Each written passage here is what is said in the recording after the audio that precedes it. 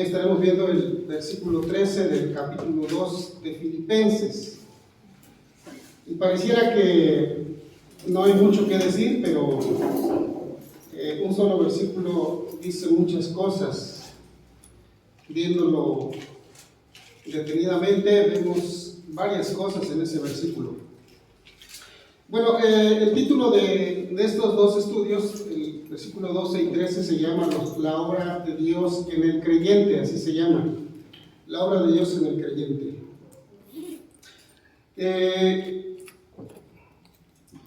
Vamos a ver el papel de Dios en la santificación.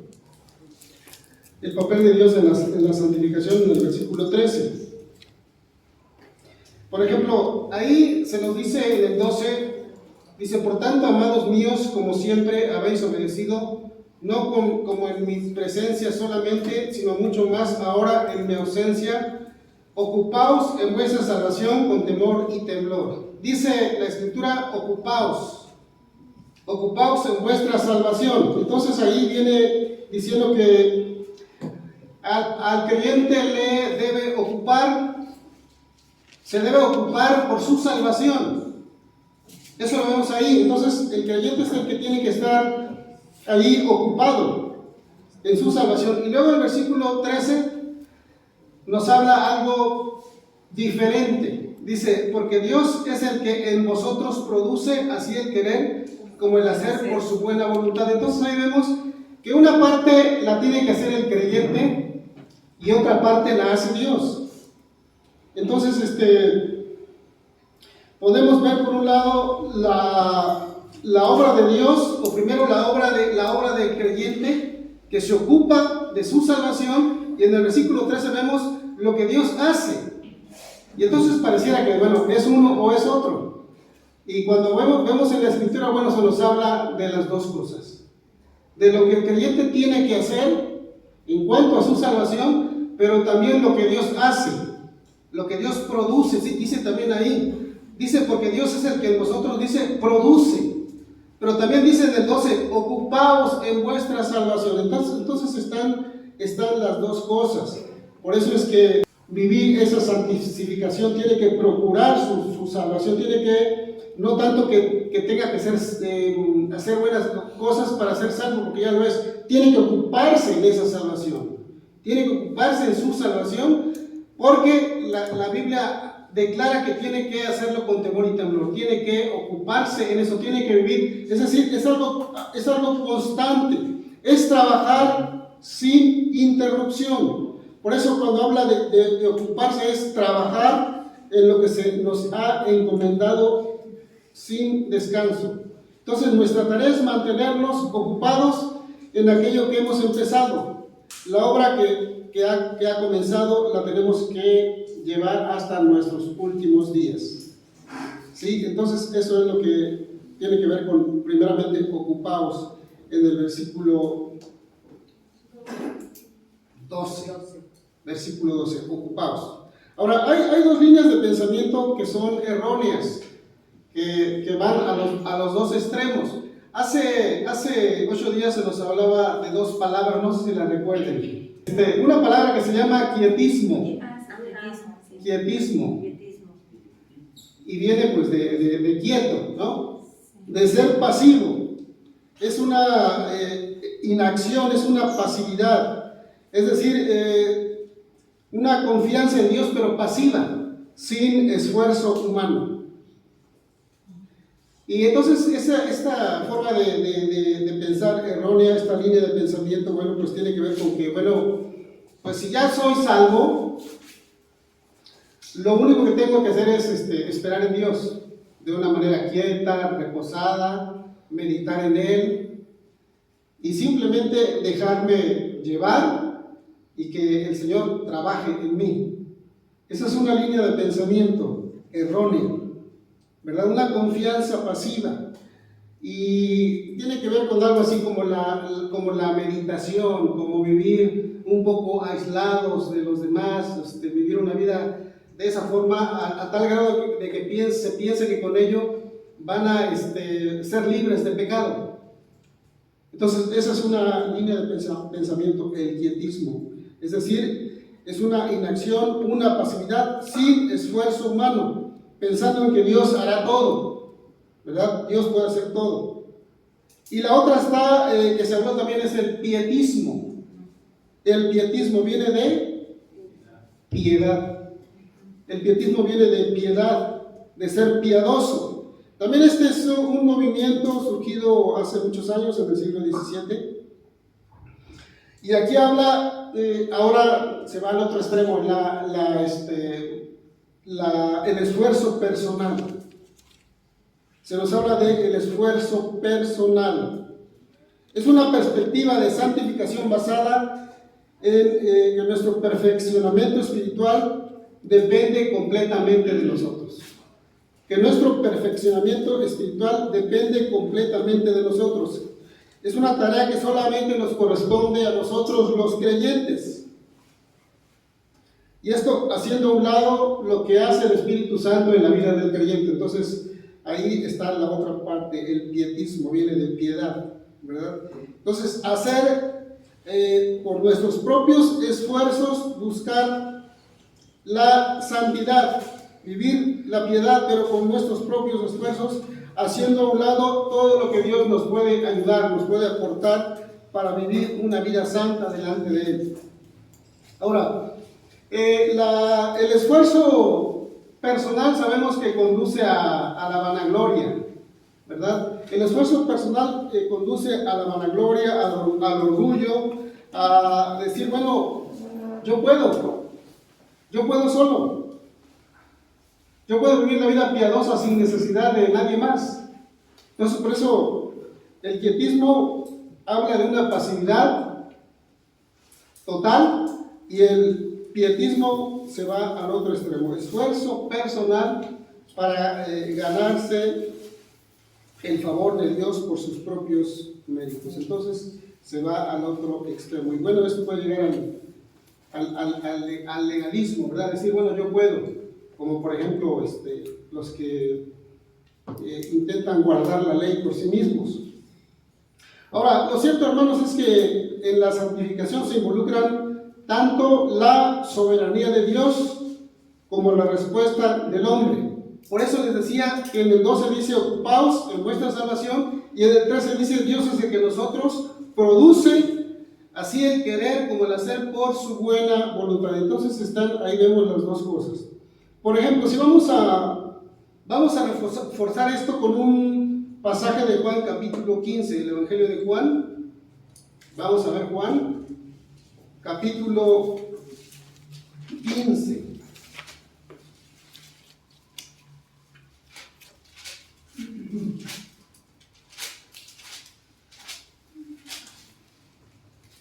Versículo 4 y 5. Aquí nos viene hablando el Señor de la vid verdadera, versículo 4 y 5. Dice, permaneced en mí y yo en vosotros. Como el pámpano no puede llevar fruto por sí mismo si no permanece en la vid, así tampoco vosotros si no permanecéis en mí. Yo soy la vid, vosotros los pámpanos. El que permanece en mí y yo en él, este lleva mucho fruto, porque separados de mí nada podéis hacer. Entonces aquí vemos, dice el Señor, permanecer en mí, dice, y yo en vosotros. Es decir, ahí está la forma en que Dios trabaja. Dice, al creyente le corresponde permanecer, y a mí me corresponde estar ahí contigo, y yo en vosotros, dice. Entonces ahí viene hablando de lo que es la vid, ¿verdad? El pámpano no puede llevar fruto por sí mismo, no puede estar el creyente sin estar colocado, ¿verdad?, en la vid verdadera. Tiene que estar ahí tiene que estar, y el Señor va a dar todo lo necesario para que el hombre pueda desarrollarse en un ambiente propicio para que pueda dar fruto. Entonces ahí están las dos cosas. Ahora, vamos a regresar a Filipenses 2:13 y vamos a ver aquí al menos 4 aspectos de nuestro Dios en este versículo. Vamos a ver 4 aspectos. Por ejemplo, el primero de ellos es su persona. En primer lugar, su persona. Y comienza diciendo, porque Dios es. Ahí está la primera, su persona, porque Dios es. Ahora, se está hablando aquí de que Dios es un ser real, es un ser personal, es una persona que cuando se habla de Él en la Biblia, se habla en términos, como se decía, antropomórficos, es decir, para que el hombre pueda entender a Dios, tiene que hablar en estos términos, o sea, como un ser humano, como si fuera un ser humano, como nosotros, con rasgos humanos.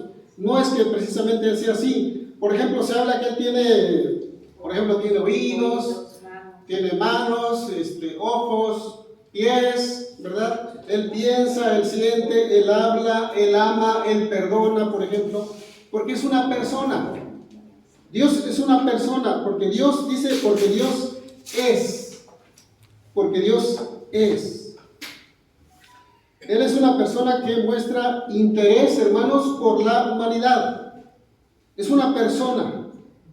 Y entonces, nosotros, sus hijos, nos podemos relacionar con Él. Y Él con nosotros. Y Él está cercano a nosotros. Él está cercano a nosotros. Dios es. Habla de su existencia en sí mismo. Entonces, cuando usted lee la Escritura, nunca va a comenzar a decir, bueno, es que a narrar, a explicar de dónde vino Dios, cómo es Dios, sino simplemente Dios es. Entonces la Biblia lo declara, Dios es, y ahí comienza en el libro de Génesis, ¿verdad? Hablando de Él, y da por sentado que Él es una persona desde el principio y no está dejando duda de pensar eso no es, cómo será. No, Dios es, Dios declara que Él es Dios por sobre todas las cosas. Entonces, hermanos, esa característica tiene el Señor, que puede comunicarse con nosotros. Es un ser que está pendiente de nuestras necesidades. Sin embargo, cuando vemos el lado contrario de los dioses falsos, ¿verdad? Podemos ver que es todo lo contrario. Por ejemplo, algunos dioses falsos son formados con rasgos o características humanas, ¿verdad? Así muchas culturas tienen a sus dioses con rasgos humanos, pero son dioses hechos semejantes al hombre, pero son personas o ídolos o pedazos de piedra, de yeso, de oro, de plata, pero que no son totalmente indiferentes, son impersonales. La persona no se puede comunicar con él, ni él no se puede comunicar con ellos. Por ejemplo, ¿qué se tiene que hacer con un Dios de ese tipo? ¿Qué se tiene que hacer con él? Por ejemplo, hay que... Como dice el salmista, ¿no? ¿Sí? El Salmo 115. Sí, ¿no? Exactamente. Como dice el Salmo 115, hermanos. ¿Saben por qué a veces nos dicen que somos el Salmo 115? Precisamente porque llega un tiempo en que tenemos oídos pero ya no oímos bien, tenemos ojos, ya no vemos bien, tenemos pies pero ya no podemos caminar bien. Para allá vamos, ¿verdad? Algunos.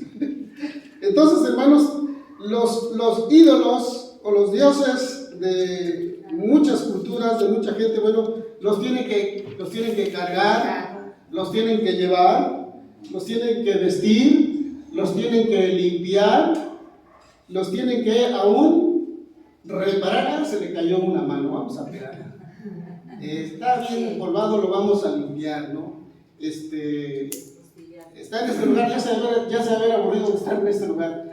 Lo voy a poner en aquel lado para que esté más, no sé, que le pegue el aire, el sol. Eso es tristemente, hermanos, los dioses de mucha gente.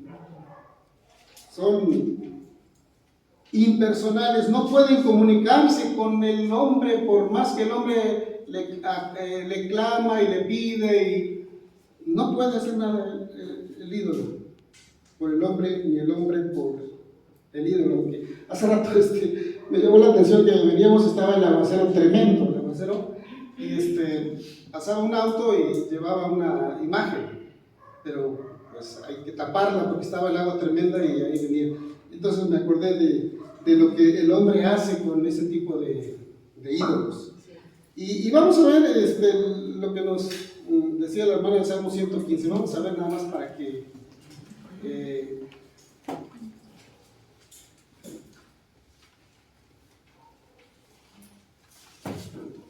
seguramente usted ya lo conoce, pero pues es bueno recordar lo que dice Dios acerca de esto. Salmo 115, versículo 4 al 8. Fíjense cómo es claro el Señor en este pasaje de acerca de los ídolos. Dice 115:4: los ídolos de ellos son plata y oro, obra de manos de hombres. Tienen boca, mas no hablan. Tienen ojos, mas no ven. Orejas tienen, mas no oyen. Tienen narices, mas no huelen. Manos tienen, mas no palpan. Tienen pies, mas no andan. No hablan con su garganta. Semejantes a ellos son los que los hacen y cualquiera que confía en ellos.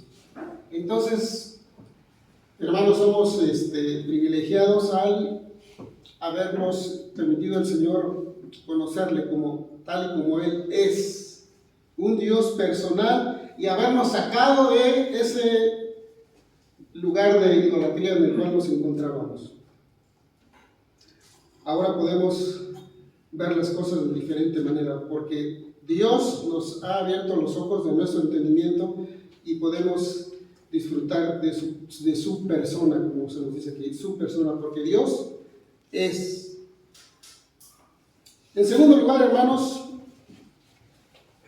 regresamos a Filipenses 2:13. Dice: porque Dios es el que en vosotros produce. Es el que en vosotros produce. Entonces, ahí está su poder. Él es el que en vosotros, dice, produce. Entonces, la participación de Dios en la santificación en los creyentes es a través de su divino poder, de su poder.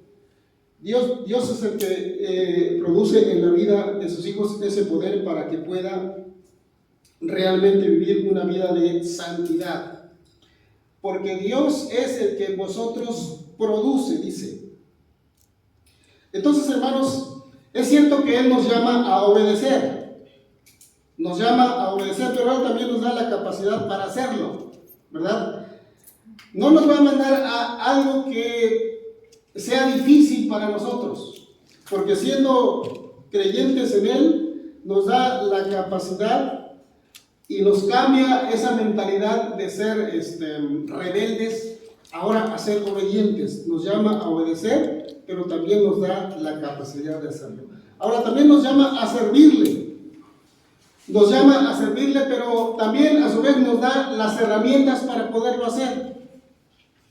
No nos manda a hacer algo sin antes no nos capacite para hacerlo. Por ejemplo, aquí en la iglesia hay diferentes dones, ¿verdad? Hay diferentes dones, entonces nos manda a servirle, pero a cada uno nos da un don, nos da la capacidad para hacerlo, nos da las herramientas para hacer el trabajo que Él demanda de nosotros. Entonces Dios así lo hace con nosotros. Nos manda a servirle, pero nos dice: aquí está, te doto de herramienta, te doto de capacidad para poderlo hacer. Entonces su poder se manifiesta. Por ejemplo, también se nos dice que Él nos llama precisamente a la santidad, pero también nos da poder para alcanzarla, ¿verdad? También nos da el poder para vivir una vida santa delante de su presencia.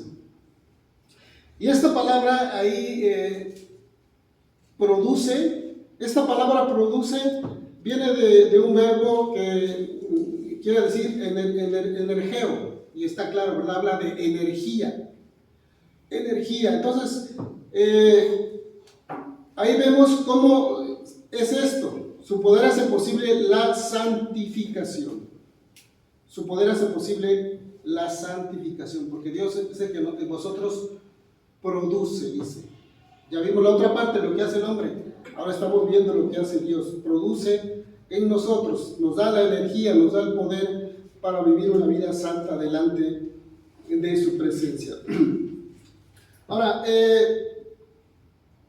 necesitamos, hermanos, el poder de Dios para vivir, para hacer muchas cosas. Y me quedo pensando en ese poder de Dios, hermanos, para hacer las cosas. Y, por ejemplo, veo uno sus maravillas de muchas formas en la naturaleza, en la creación de Dios. Pero a mí me impacta, por ejemplo, el poder de Dios manifestado, por ejemplo, hace unos días veíamos, hace unos meses, cómo estaba la sequía tremenda del norte.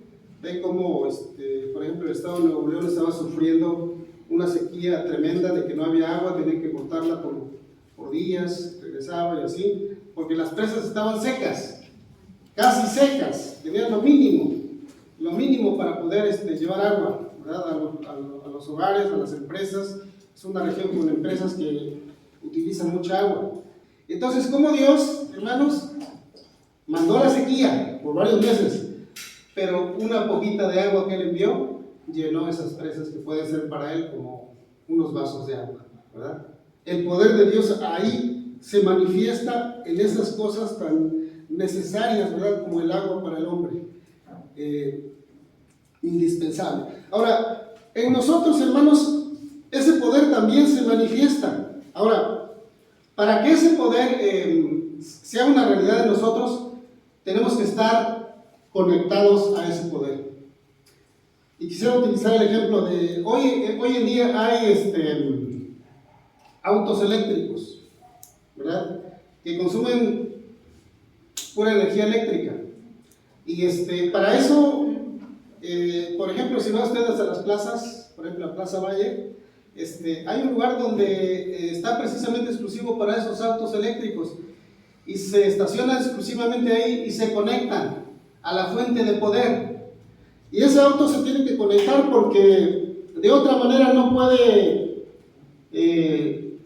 ser llevado o ser útil, ¿verdad? Para el dueño. Tiene que almacenar esa energía por varias horas y así poder tener autonomía, como se le llama, ¿verdad? De varios kilómetros, no sé cuántos, a lo mejor 400, 500 kilómetros puede dar con esa energía acumulada. Y eso más o menos sucede con nosotros, hermanos. Tenemos que estar conectados a esa fuente de poder para que se manifieste Dios en nuestra vida, esa fuente de poder. Ahora, nada podemos hacer nosotros los creyentes, hermanos, por nuestra propia cuenta, nuestra propia capacidad. No podemos hacerlo. Tenemos que conectarnos a Él todos los días. Y por eso hay muchos que fracasan porque no están conectados, porque hacen las cosas por su cuenta y están más conectados con otras cosas que con Dios. Por ejemplo, vamos a ver unos pasajes de lo que dice Dios acerca de esto, de lo que debemos hacer. Dice 2 Corintios 3:5, alguien me lo lea, por favor. Competentes por nosotros mismos para pensar algo de nosotros mismos, sino que nuestra competencia proviene de Dios. Gracias. Dice, no que seamos competentes por nosotros mismos para pensar algo como de nosotros mismos, sino que dice, nuestra competencia proviene de Dios. Sin Dios, hermanos, no somos competentes, no podemos hacerlo. Necesitamos del poder de Dios. Luego Efesios 3:20. Y aquel que es poderoso para hacer todas las cosas mucho más abundantemente de lo que pedimos o entendemos, según el poder que actúa en nosotros. Ahí está, hermanos. Dice, aquel que es poderoso para hacer todas las cosas mucho más abundantemente de lo que pedimos o entendemos, según el poder que actúa en nosotros. Ahí está. Según el poder que actúa en nosotros. Así que nuestra competencia, como ya leímos, proviene de Dios, hermanos. Necesitamos de Él. Por eso, cuando el Señor envió el Espíritu Santo, les dijo a los discípulos que recibirían ¿qué? Poder. ¿Recibirían qué? Poder. Ellos recibirían poder. cuando viniera el Espíritu Santo, y entonces dice, le iban a poder ser sus testigos, pero con el poder de Dios, no solos. No iban a poder ir solos, necesitaban el poder. Y hermanos, necesitamos estar conectados a ese poder. Necesitamos conectarnos todos los días para poder tener esa energía suficiente y caminar como los autos eléctricos, ¿verdad? Tenemos que estar conectados. Tenemos que pasar horas conectados, hermanos. Pero desafortunadamente a veces el mismo creyente se conecta más con el mundo que con Dios. Pasa horas conectado con el mundo. ¿Cómo lo hace? ¿A través de qué? Horas conectado con el mundo. ¿A través de qué? ¿El celular? A través del celular. ¿Verdad? Ahí está conectado el creyente con el mundo, a través del celular. Que el celular podemos encontrar muchas cosas buenas acerca de Dios, ¿verdad? Puede usted encontrar predicaciones, puede encontrar pensamientos, muchas cosas puede encontrar, alabanzas, cantos, ¿verdad? Entonces todo eso es bueno. Pero ¿cuántas veces en lugar de ver las cosas de Dios que nos fortalecen, el tiempo se pasa viendo chismes? A ver, voy a ver a fulanito o a gitanito, a ver qué comenta ahí, ¿verdad? Y hay muchos que les gusta subir muchas cosas para darlas a conocer y los demás se enteren. Y ahí están, ¿verdad? Buscando. Entonces, hermanos, tenemos que estar conectados, pero no con el mundo, sino con Dios. Tenemos que conectarnos. Y eso es lo que Dios quiere que hagamos. Dios es el que nosotros dice produce. Ahora, en tercer lugar, hermanos, su propósito.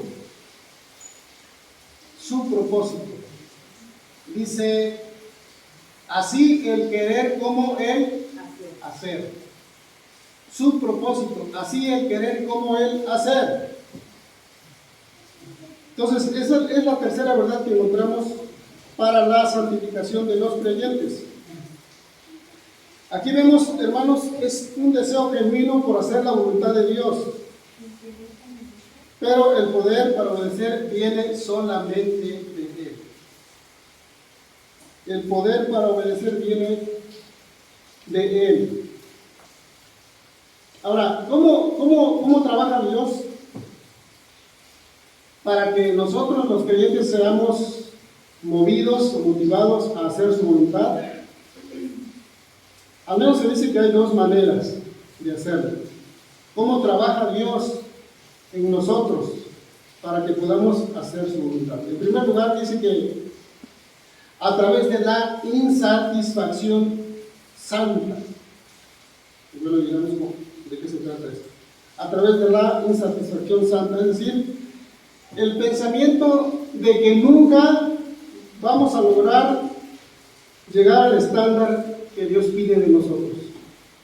Es el pensamiento de que en esta vida nunca vamos a llegar al estándar que Dios demanda de nosotros. Ahora, ¿esto será cierto? ¿Nunca vamos a llegar al estándar que Dios demanda de nosotros? ¿Sí? Sí. Nunca vamos a llegar al estándar que Dios demanda. Entonces, es un proceso,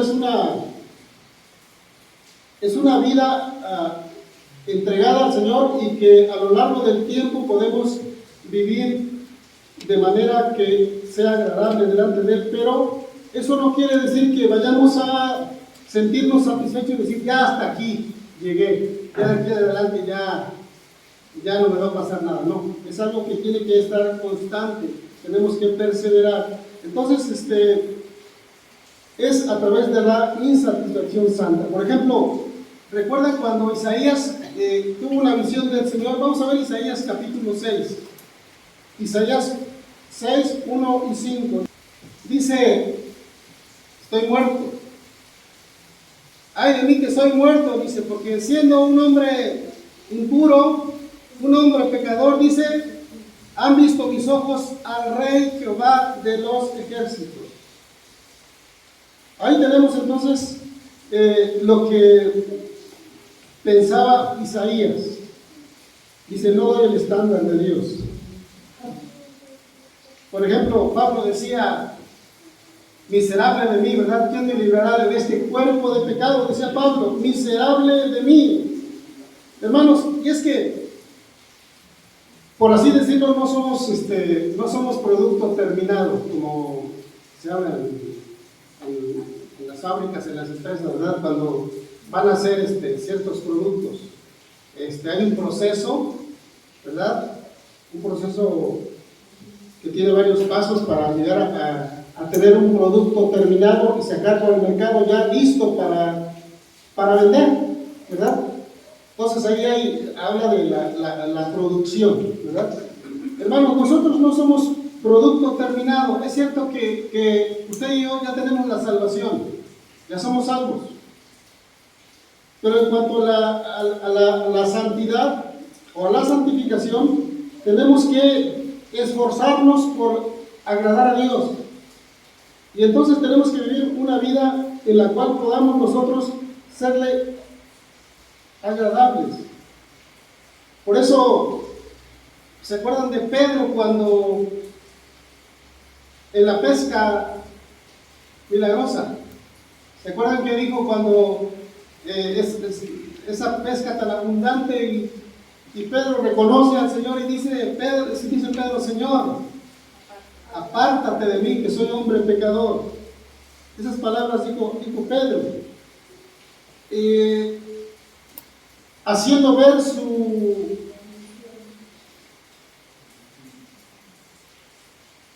su imperfección delante del Señor Jesucristo, haciendo ver su pecado, ¿verdad?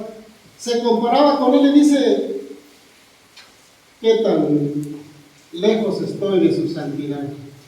Y así pensaba Pablo, y así pensaba el profeta Isaías, ¿verdad?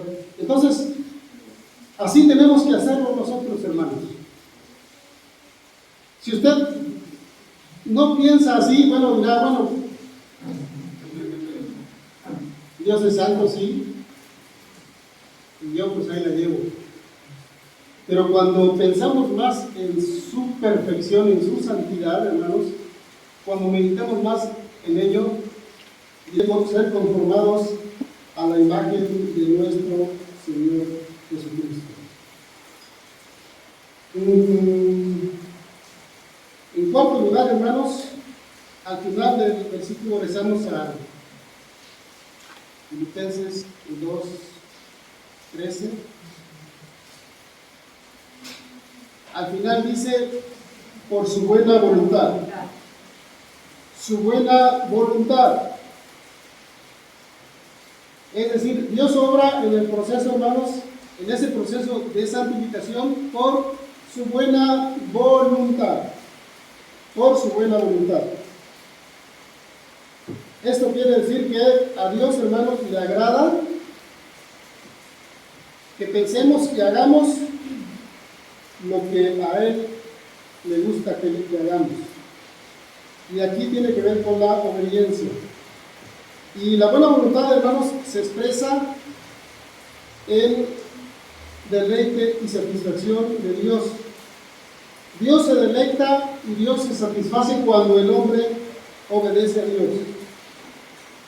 Entonces, su buena voluntad, Dios obra en el proceso de santificación para que el hombre pueda vivir una vida santa. Vamos a ver lo que dice Primera de Tesalonicenses, capítulo 4, versículo 1 al 3.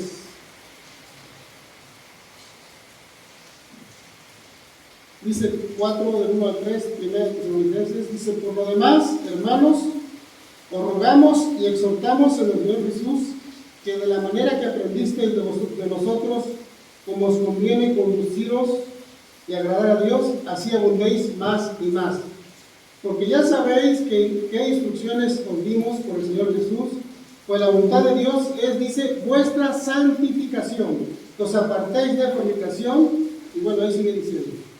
Entonces, hermanos, ahí está la buena voluntad de Dios. Él está obrando en la vida de los creyentes. Ahora, el principal objetivo de Dios, hermanos, con esto es la obediencia.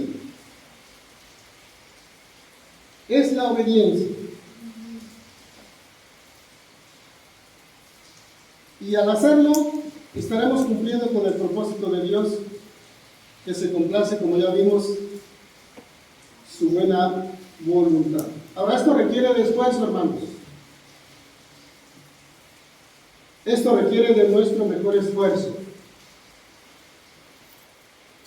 Pero como ya vimos, no estamos solos. Contamos con la ayuda de Dios. No estamos solos. Así que ahí tenemos las dos partes, ¿verdad? Primero, el creyente se ocupa en su salvación con temor y temblor. Esa es una parte. Esa es la parte que al hombre le corresponde. Pero la otra parte está del versículo 13. Dios es el que en vosotros produce así el querer como el hacer por su buena voluntad. Entonces ahí encontramos estas dos partes, hermanos, que es importante que las tomemos en cuenta.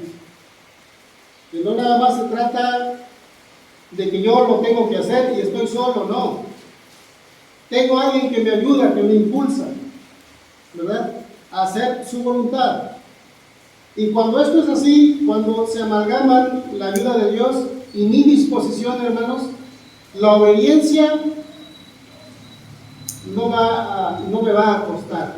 El ser obediente no me va a costar. Lo voy a hacer con gusto, porque tengo la ayuda de Dios y tengo la disposición yo para hacerlo. Por eso cuando veo una persona rebelde, cuando veo un creyente rebelde, y como ya vimos, es que no está conectado con el Señor. Se ha desconectado, y cuando esto sucede empieza la rebeldía en el creyente. Dios está obrando, pero la persona dice, no se está ocupando de su salvación con temor y temor.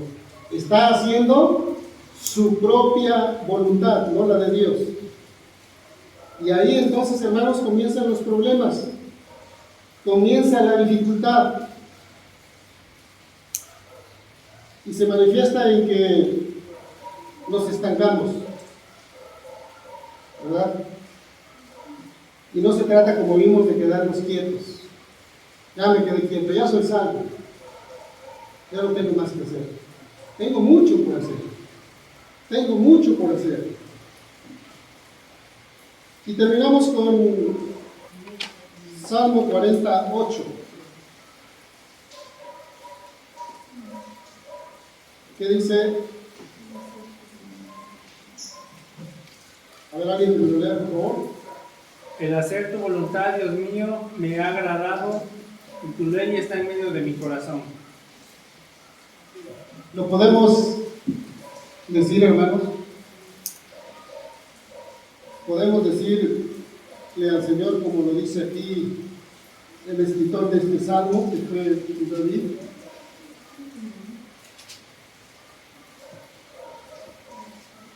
El hacer tu voluntad, Dios mío, me ha agradado. ¿Nos agrada hacer la voluntad de Dios o nos agrada hacer nuestra voluntad?